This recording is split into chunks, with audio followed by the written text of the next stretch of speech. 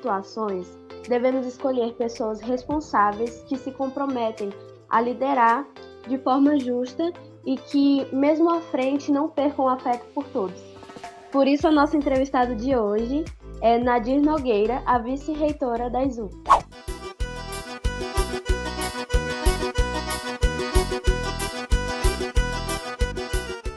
Seja bem-vinda à TV Radiotec, Nadir. Obrigada pelo convite.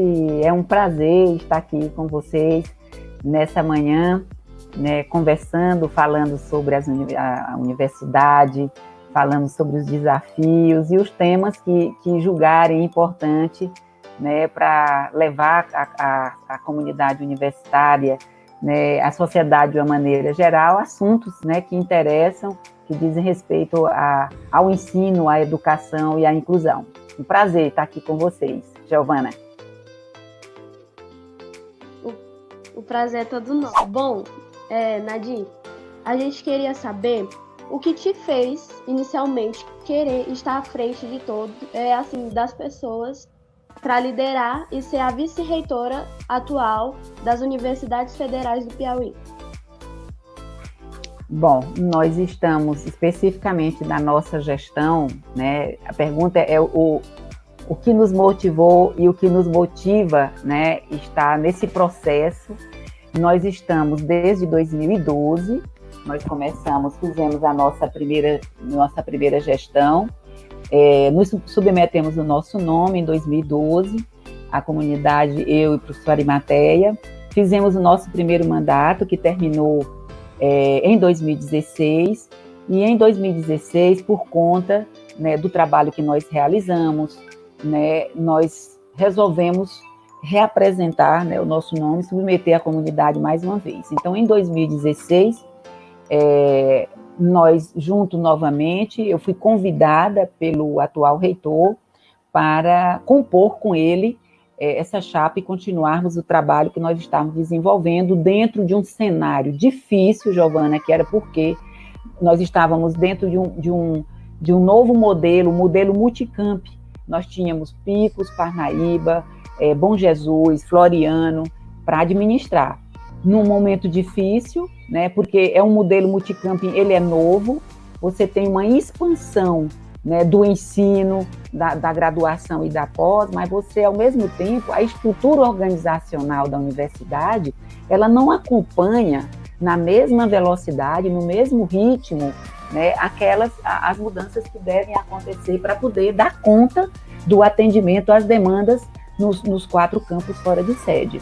Tivemos 86% dos votos de confiança em 2016, e naquela oportunidade nós apresentávamos o nosso trabalho, né, o que nós conseguimos realizar, né, essa gestão compartilhada, trazendo a comunidade universitária para muito mais próximo, né, da administração, nas tomadas de decisões, respeitando as decisões colegiadas.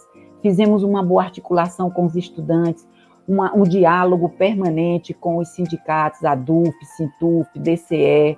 Mesmo nos momentos mais tensos, nós conseguimos, com o diálogo, né, pacificarmos essa relação e discutirmos qual era a UFP que nós queríamos, defendendo a educação sempre, defendendo a inclusão sempre, né, o diálogo, a democratização do acesso ao ensino superior para os nossos jovens, defendendo os 50% das cotas que hoje já temos, e que esse acesso ele seja não só garantido o acesso, mas a permanência com qualidade, e para isso precisávamos de uma política de assistência estudantil firme, muito forte, e nós conseguimos avançar, mas reconhecemos que é preciso avançar mais, e essa luta é de todos os dias, e essa luta é a que a gente pretende aí manter, né, para que a gente tenha a excelência no ensino, na pesquisa, na extensão, na internacionalização,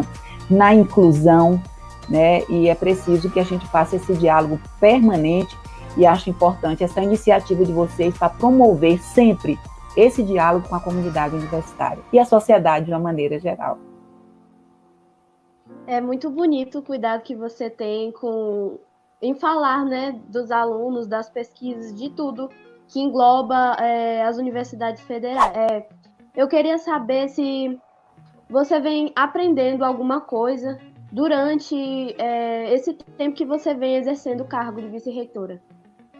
Esse aprendizado, Giovana, ele é diário, né? São muitos desafios e você tem que aliar, né, o conhecimento, a sensibilidade, você tem o bom senso, o senso de justiça, da isonomia, né, de você ter o direito para todos, né, a questão da justiça, da lealdade, da ética. É um processo de aprendizagem e, sem dúvida nenhuma, por mais que nós estejamos vivendo momentos difíceis, mas a gente cresce, nós amadurecemos, nós nos tornamos mais humanos, né? Você tem essa sensibilidade para perceber que nas diferenças a gente cresce. E isso não é lugar comum. Isso não é lugar comum. A gente cresce ouvindo um pesquisador como eu, que ainda faço bancada, eu ainda tenho orientadores, orientandos de doutorado, a gente ainda publica, eu estou com meus alunos publicando, eu estou em banca. Então, quando você realiza essas atividades, quando você ainda dá aula, hoje eu dou aula na pós-graduação, hoje à tarde eu vou estar em sala de aula. Quando você dá aula, quando você pesquisa, quando você publica, quando você enfrenta a internacionalização, é uma vivência tua que você fica muito mais fácil de você entender as dificuldades do outro.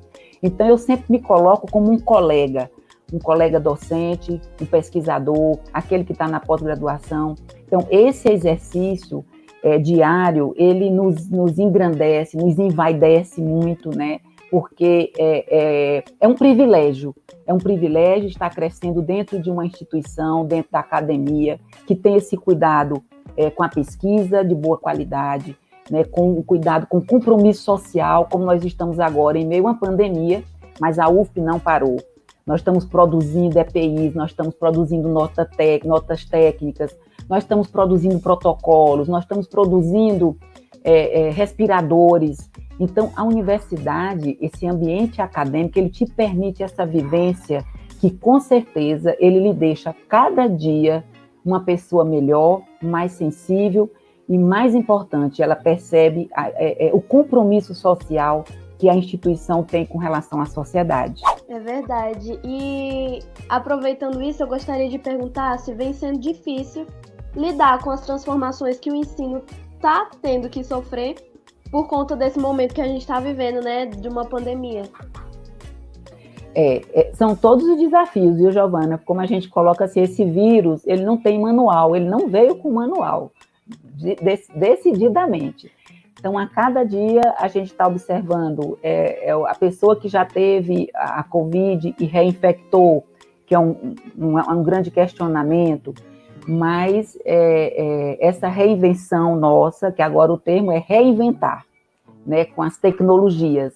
Por um lado, Giovana, isso que vocês estão nos promovendo, que é tecnologia, ela é muito bom, tem um lado positivo, nos apropriarmos dela e usarmos, né, para esse diálogo com a sociedade, é muito bom. Quando eu penso no ensino, eu já me preocupo um pouco, né, porque nós temos os cursos, por exemplo, quando eu penso num PPC, né, num projeto pedagógico, curricular, que foi concebido e foi aprovado de forma presencial, e agora eu vou transformá-lo agora, esse ensino, esses conteúdos de forma remota, eu tenho que ter muito cuidado. Primeiro é que eu tenho que me apropriar dessas tecnologias, como eu já disse, das TICs. Os professores estão passando por essa formação, não é fácil, assim, vocês já são dessa geração, mas a maior parte dos professores da universidade, eles não têm, né, ainda esse conhecimento, esse domínio. Então, é preciso se apropriar dele. A partir disso, agora eu vou pegar os meus conteúdos disciplinares, que é o que eu vou fazer hoje à tarde, vou dar aula, né, e transformar, que agora eu não vou passar 2 horas com um aluno na frente dessa tela. Eu já vou ter que ter uma metodologia diferente, utilizar as metodologias ativas, para que eu consiga manter esse aluno atento, prestando atenção aqui na tela, né, remotamente.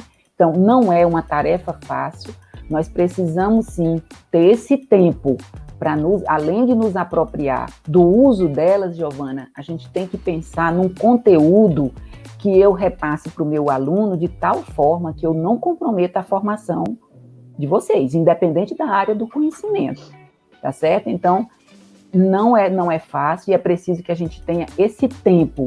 Não precisamos correr, nós temos defendido que nós não abriremos mão da segurança, não abriremos mão da inclusão e não abriremos mão da qualidade da formação dos nossos futuros profissionais. Então, tudo muito bem planejado e que a gente não comprometa e nem excluir.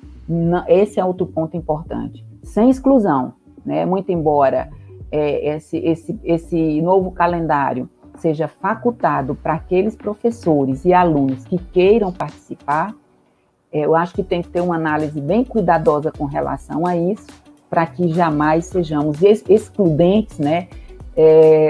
Porque a política que nós adotamos sempre foi de inclusão e não de exclusão.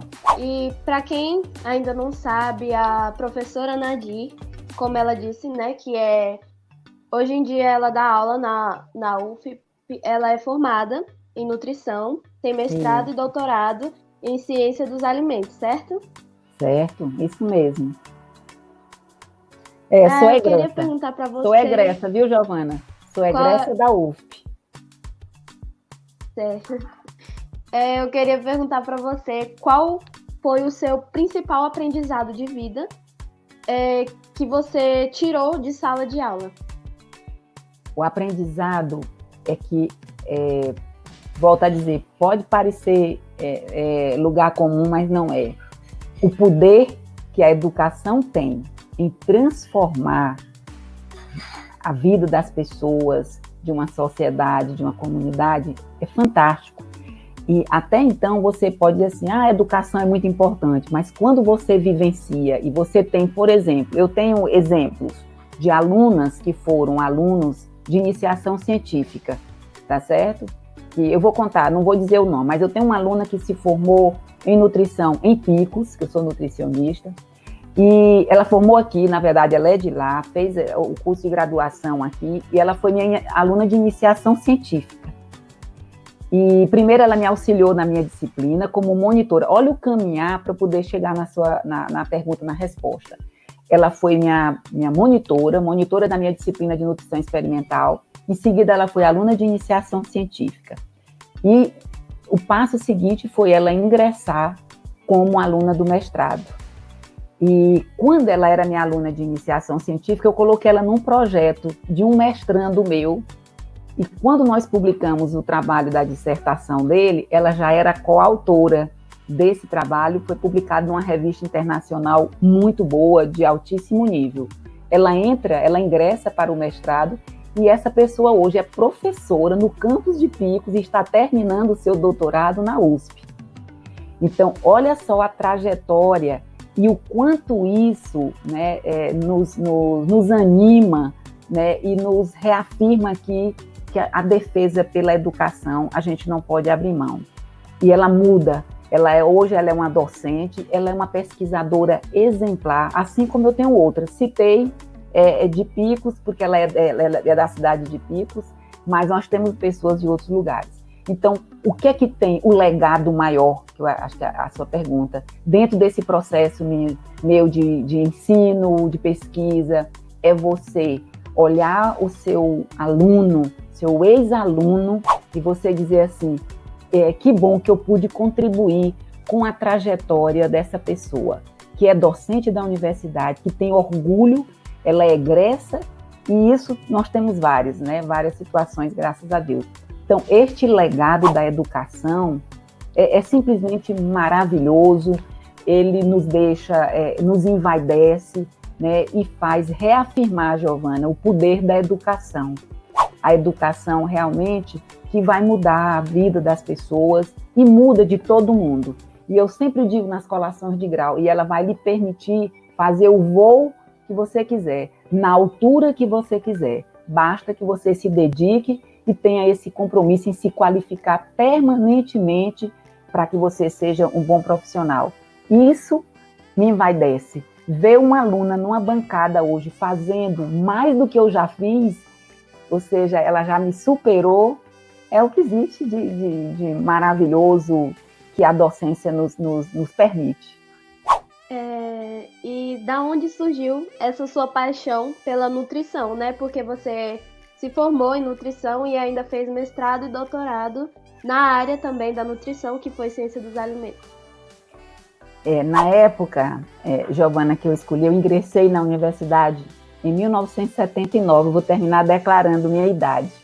Mas começamos em 79 e na época, né, nós tínhamos poucos cursos na área em nutrição no Brasil e se falava muito da fome, se falava muito das desigualdades, né, que a fome, que a dificuldade ao acesso aos alimentos, ela provocava. Eu queria trabalhar na área da saúde. Primeiro ponto, eu queria trabalhar na área da saúde, eu queria trabalhar na defesa da vida, eu não queria o hospital, assim, eu queria trabalhar na perspectiva. Naquela época não tinha essa dimensão, essa leitura que eu tenho hoje. Mas hoje eu consigo traduzir muito bem, que era promover a saúde, para prevenir as doenças, e não tratar a doença, para prevenir. Então, o curso foi criado na UFP, e de cara, né, eu disse, eu acho que é isso aqui que eu quero fazer, trabalhar com alimentação na perspectiva da saúde e não da doença, que hoje a gente diz assim, agora o paradigma mudou, não é tratar a doença, é prevenir as doenças e trabalhar na perspectiva da promoção da saúde. Era isso que eu queria. E encontrei na nutrição. Então, eu formei em 83 e em 85 eu ingressei na UF como professora. Aos 23 anos, eu ingressei na universidade como docente e saí para a pós-graduação em 88. Saí para o mestrado, fui para a Faculdade de Ciências Farmacêuticas, a primeira piauiense na farmácia, no programa que a gente chamava de bloco do B14, que é o curso de farmácia da USP, onde temos a pós-graduação em nutrição. Então, eu fiz meu mestrado e trabalhei com anemia, e aí, como eu já tinha a ideia da história de usar a nutrição, né, a favor da saúde, prevenindo, nós desenvolvemos um biscoito fortificado com ferro para a prevenção da anemia em crianças, para ser utilizado nas creches. No doutorado, eu já fui trabalhar, além do ferro, eu fui trabalhar com gravidez na adolescência. Sempre foi, para mim, uma preocupação. E foi muito bacana nosso trabalho, acompanhamos as grávidas, as meninas de 12 até 16 anos, e foi muito bom, é um trabalho que rendeu publicações, mas não só isso, teve um trabalho social fantástico que estava por trás daquele atendimento que nós dávamos às adolescentes.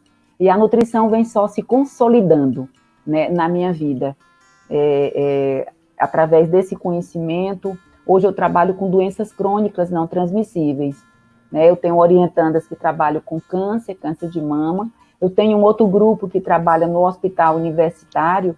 Tem uma aluna, Regina, que é do campus de Picos, já professora, que defende agora, que trabalha com doenças inflamatórias intestinais, doença de Crohn e retocolite ulcerativa no hospital. Então, acho que até agosto, nós teremos uma outra doutora, né, formada aqui e sob a minha orientação, que muito me orgulha. É muito bacana o trabalho que vocês vêm exercendo, né? É porque pessoas veem, geralmente, a nutrição como uma formação muito simples. E, na verdade, é algo que está incluso na área da saúde, né, também? A nutrição mudou realmente a forma como as pessoas entendiam a nutrição, né? Hoje, você não tem saúde se você não estiver aliando atividade física. O sedentarismo é uma coisa ruim, a má alimentação. Então, hoje as pessoas se preocupam bastante, e não só isso, elas adotaram e vêm adotando práticas saudáveis com relação à alimentação, porque elas estão convencidas, né, de que a boa alimentação tem a ver com a saúde, tem a ver com a sua imunidade, tem a ver com a sua disposição, tem uma genética que você pode mudar, uma resposta no seu organismo, né, por conta de nutrientes que você pode assegurar na sua alimentação, e com isso você pode estar menos ou mais propensa a ter determinadas doenças.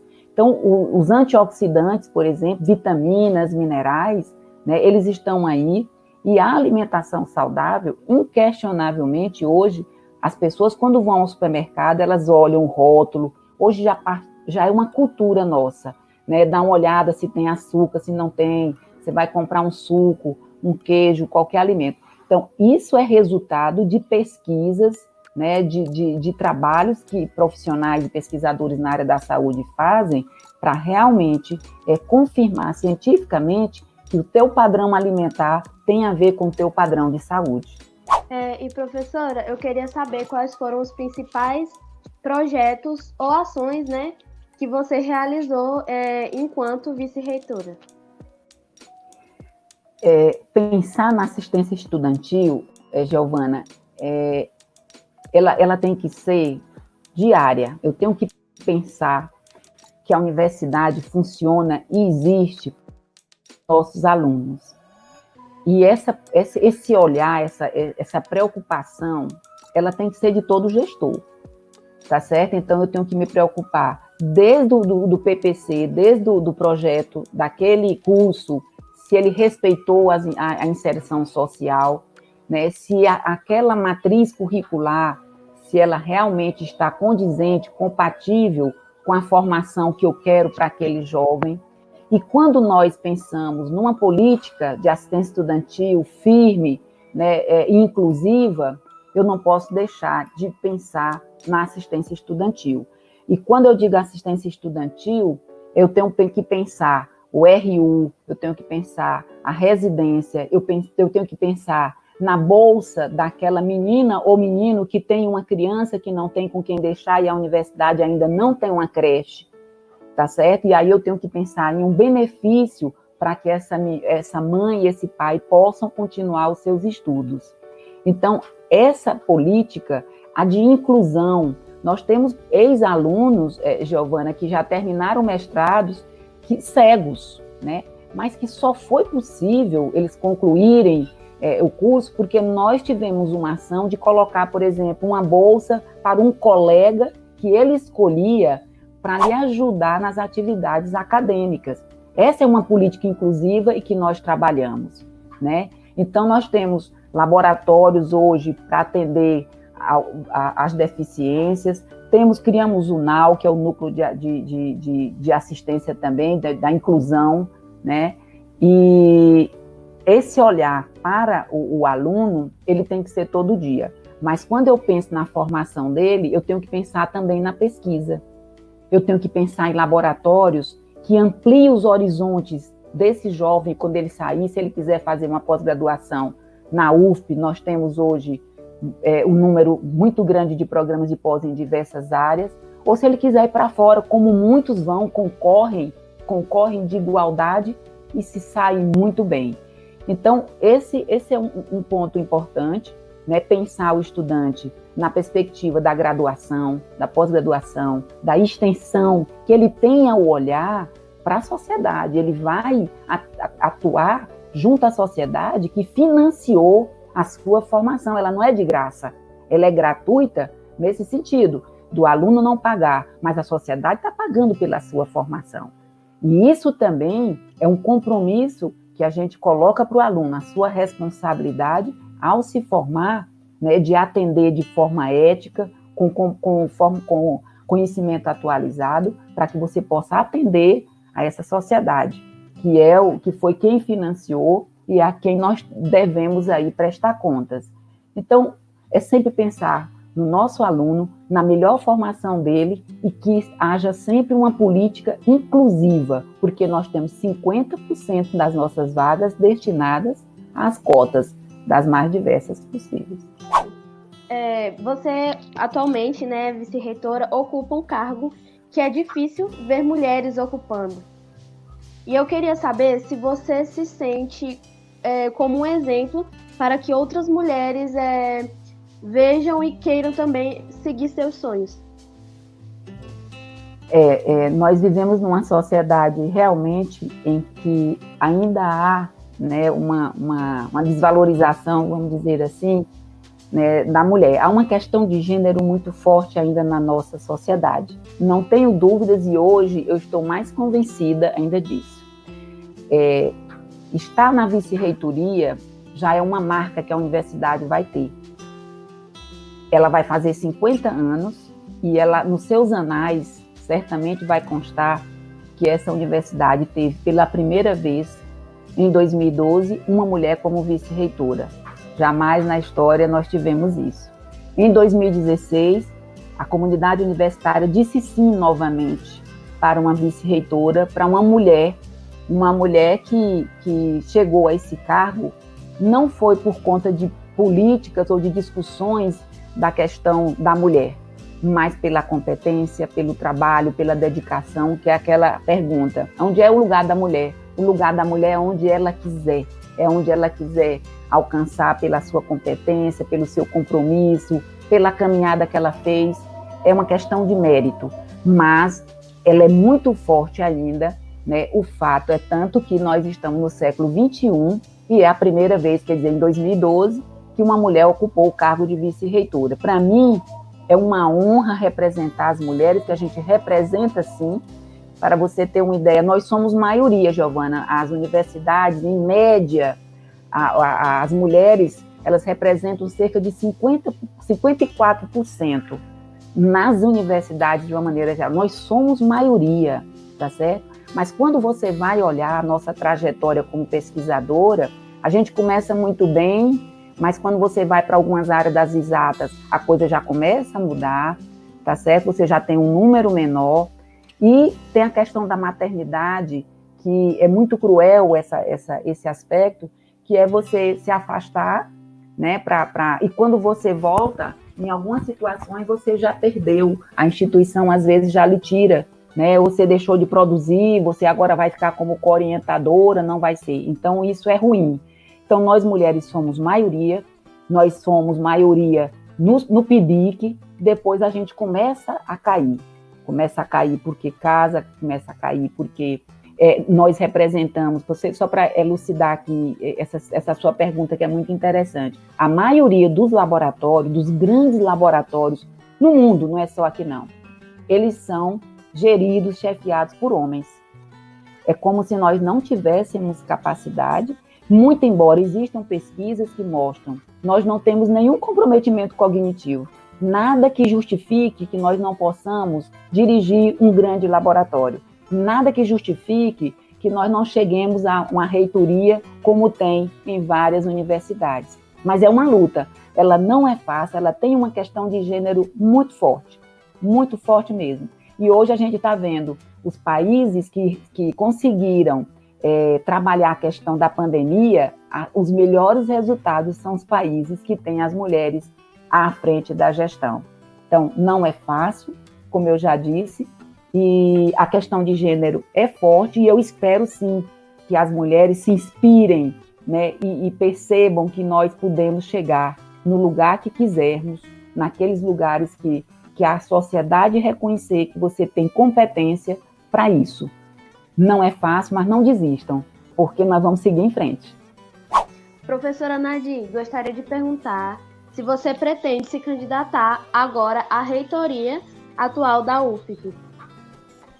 Tá certo. Essa pergunta ela é mais do que oportuna, porque hoje, né, exatamente hoje, de acordo com o calendário da Comissão Eleitoral, esse período de 17 a 20 é o período de inscrição das chapas. Então, eu estou me apresentando aqui, conversando com vocês, já na condição de pré-candidata à reitoria da universidade.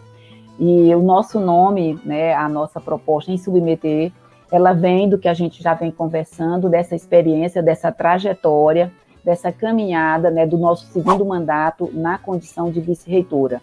E eu disse que não é só porque fiquei, não é só porque é a candidata natural, porque é vice, não. É porque procuramos realmente fazer um trabalho numa articulação muito boa com os 3 segmentos, estudantes, os técnicos administrativos e professores. Procuramos atender as demandas dentro do que era possível, não atendendo a pessoas, mas atendendo a instituição, né? Então, essa caminhada, ela vem... Eu não poderia deixar... eu avaliei muito, Giovana,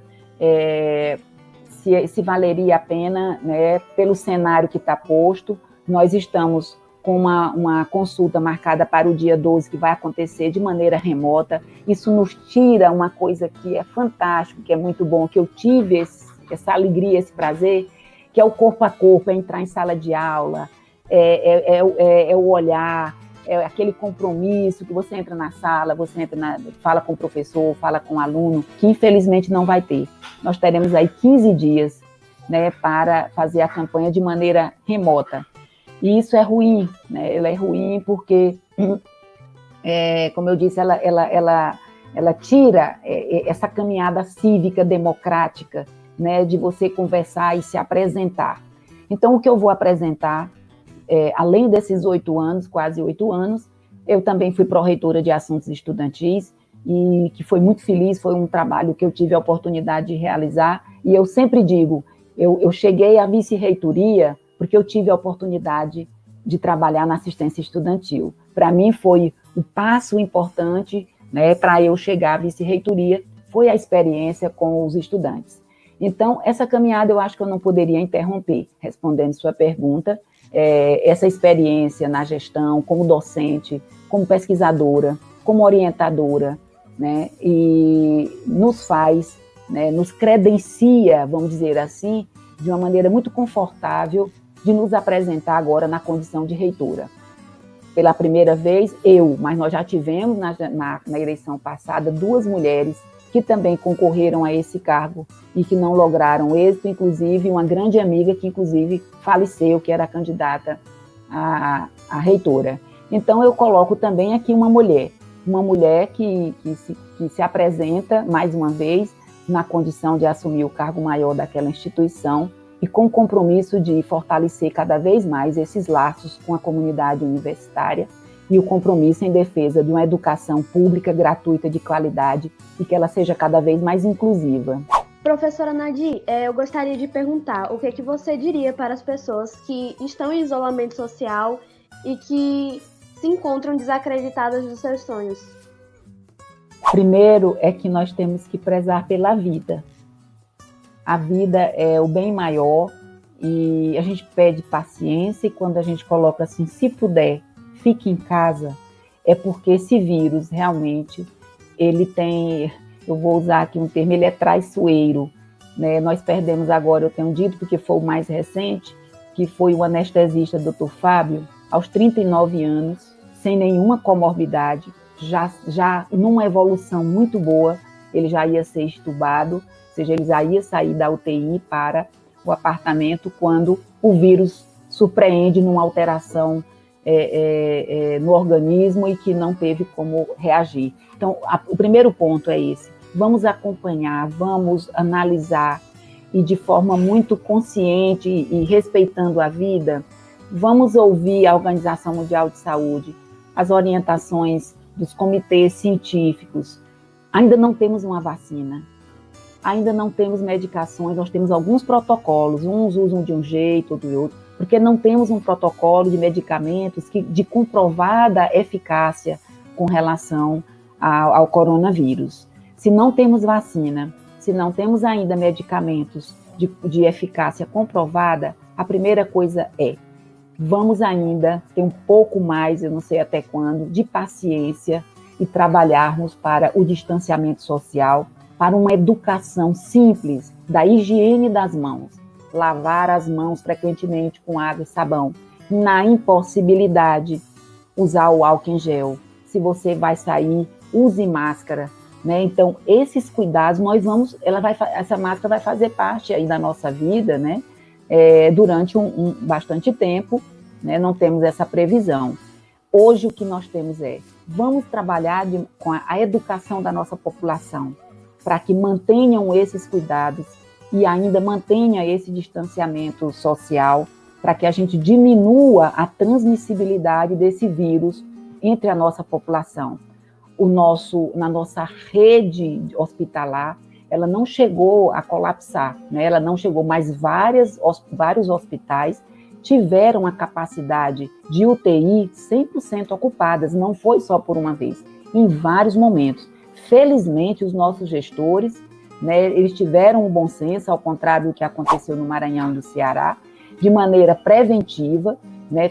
Adotaram esse plano de distanciamento, né? E estão resistindo a uma grande pressão da classe empresarial, mas vão abrir de maneira planejada o relaxamento do distanciamento social de maneira segura, né, para não acontecer o que aconteceu em outros estados e em outros países.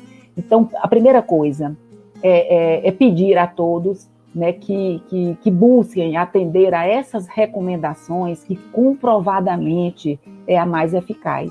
Distanciamento social e a higiene, né, das mãos e dos ambientes para que a gente possa diminuir a transmissibilidade. Nós vamos sair dessa pandemia, com fé em Deus, mas nós vamos ter uma segunda onda, uma onda de problemas, de adoecimento. Nós temos várias pessoas, professores, alunos, sofrendo de angústia, com depressão, né? Esse é um grande problema que nós vamos enfrentar. Atualmente, a universidade já oferece um serviço, a PRAEC oferece consultas, orientações para aqueles que estão em casa, para aqueles que estão angustiados, né, dentro desse ambiente de confinamento, né, por esse tempo que nós suspendemos as nossas atividades no dia 16 de março, especificamente para a universidade. Aqueles que não são da comunidade universitária, que nos ajude aos nossos profissionais de saúde, gente. Eles estão numa linha de frente, né, estão morrendo, estão adoecendo, não podem voltar para casa. Eu ouvi um depoimento, não querendo me estender muito, mas fiquei chocada, muito sensibilizada. Era uma mãe dentro do SAMU, ela gravou esse vídeo, ele viralizou literalmente. Ela estava dentro do SAMU dizendo que estava há 1 mês sem ver seus filhos. Ela disse, gente, eu peço a vocês, eu quero voltar, eu estou cuidando da família de vocês, da vida de vocês, mas eu gostaria muito de voltar para minha família. Me ajude a voltar, né? Então foi assim, emocionante. E eu falo e me emociono também. E eu preciso voltar para casa. Como? Fique em casa. Se você puder, fique em casa, se proteja. Então nós precisamos também ajudar esses profissionais que estão na linha de frente trabalhando no enfrentamento ao coronavírus, deixando suas famílias, deixando as pessoas muito queridas, né? Que são os filhos, que são aquilo que a gente tem, pai, filho, que são as pessoas que são muito caras, os amigos, estão aí para defender a nossa vida. Então vamos ter um pouquinho de paciência, fazer uma caminhada em casa, ouvir assistir um bom filme, ouvir o filho que você não tinha tempo para fazer isso, né? Conversar e buscar fazer coisas que ajude, que alivie, né, esse momento de confinamento que não está sendo fácil para todos. Essa é uma orientação, é uma sugestão, né, uma orientação que eu dou. Esse é um exercício que eu estou também fazendo diante desse momento que nós estamos trabalhando muito, viu? Também aqui remotamente o trabalho dobrou. Nós mulheres, volto à pergunta da Giovana, nós estamos numa carga muito grande. E alguns estudos que eu já usei numa apresentação minha, as mulheres tiveram 50% de queda na produção científica, os homens aumentaram. E por que isso? Porque nós continuamos trabalhando, nós continuamos agora num trabalho redobrado. Quem não tem um auxiliar em casa está preparando a alimentação da família, está limpando casa, está cuidando do cachorro, que eu estou fazendo isso. E tendo todos aqueles cuidados, que quem faz isso sabe. É o supermercado que quando você chega, você leva quase 1 hora, 2 horas para higienizar tudo que entra na sua casa. Então, há uma carga muito grande de trabalho e de estresse. E precisamos cuidar. Vamos ouvir uma música, vamos assistir um filme, vamos uma conversa com a família que a gente não tinha tempo. E se puder, continue em casa e se cuidando com essa higiene que é básica. Bom, gostaríamos de agradecer a sua participação aqui no nosso Papo Arretado, na TV Radiotec. Foi um prazer imenso tê-la aqui. É um prazer sempre nosso, viu, Giovana? E quero agradecer ao professor Ribamar também, que nos permitiu essa conversa pela Radiotec. E eu estou à disposição para qualquer outro tema que vocês julgarem importante. Nós estamos no momento ainda de pandemia e a universidade está se preparando, né, para o pós-pandemia, que a gente não sabe quando, mas precisamos nos preparar, né, para garantir um retorno, mesmo que seja híbrido, que eu imagino para o próximo ano. É preciso que toda a comunidade universitária se sinta acolhida e protegida, né, como sempre fizemos, e agora redobrando esse cuidado. Desculpa, porque agora nós temos que defender também a vida e a segurança de cada um. Então, estou às ordens e foi muito bom essa conversa, é sempre muito agradável, é sempre muito bom essa interlocução com vocês. A gente aqui agradece. Agradecemos a você que chegou até aqui, assistiu o vídeo todo e já deixa aquele like, se inscreve no canal, não deixa de ativar o sininho de notificação para não perder nada. Tudo vai ficar bem, fique em casa.